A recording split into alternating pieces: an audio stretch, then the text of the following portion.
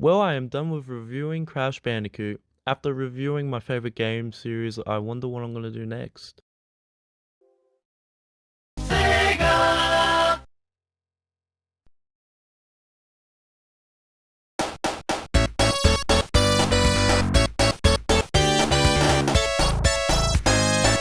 Oh boy, Sonic the Hedgehog. I started playing Sonic Origins a lot, playing the 4 classic games, and thought why not give you my thoughts on the games. I am not your Sonic fanboy, I never got around playing Sonic until recently.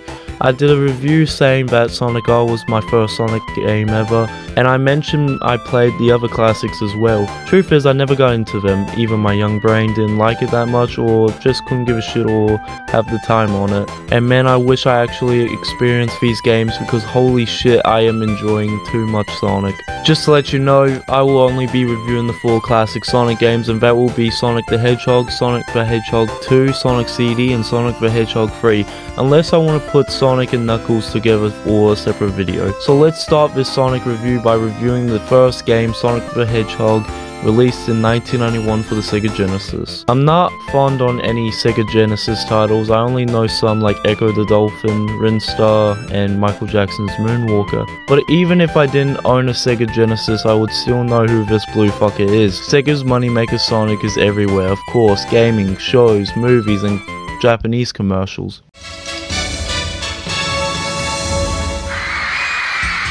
おいおい、みんなが君を随分と待っていたぞ。ビュンビュンハリネズミ、ほら来た、ソニック登場。 He is one of the most well-known mascots, right with Mario. Honestly, I think it's hard to say who I like more, Mario or Sonic.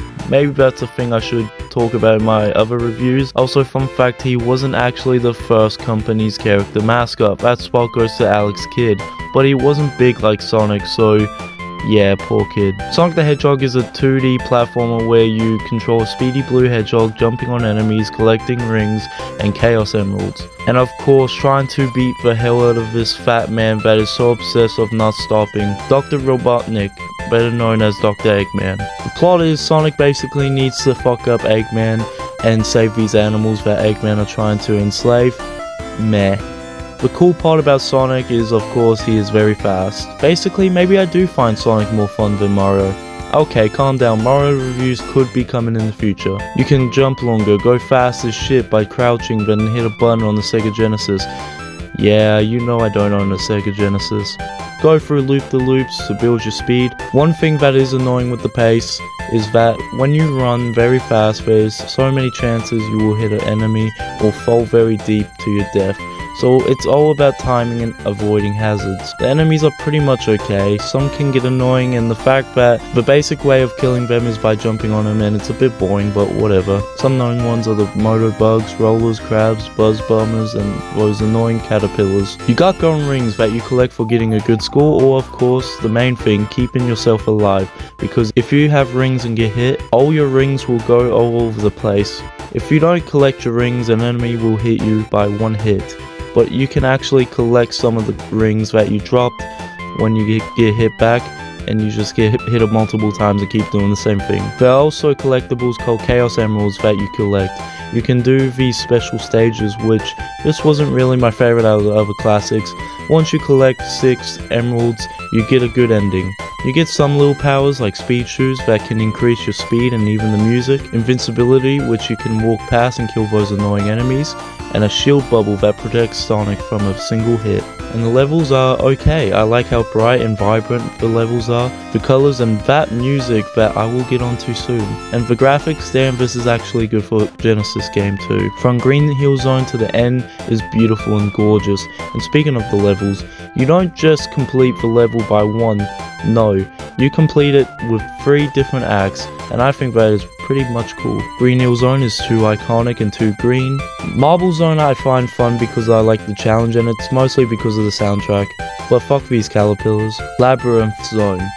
It's the fucking worst! I like to mention that I never really liked the water levels in this game and kept drowning every time I don't see those air bubble things. Also, the boss level can kiss my fucking ass. Starlight Zone is probably my favorite level because I had a great time enjoying this level and the soundtrack is pretty dope. Scrap Brain Zone is kind of similar to Labyrinth, but I find it a bit better and more fun.